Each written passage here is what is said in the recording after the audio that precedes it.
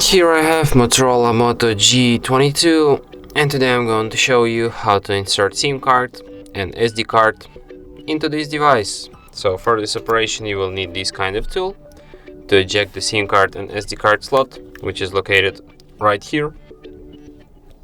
So you just put this tool inside the hole on the slot and the slot will come out. Here you have to put your SD card and here your SIM card, and then put it back into your device just like this. And as you can see, it immediately requires PIN code to my SIM card, which is the proof that SIM card is detected.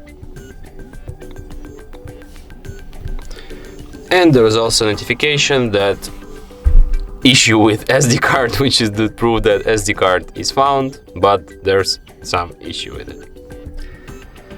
And that's it. Thanks for watching.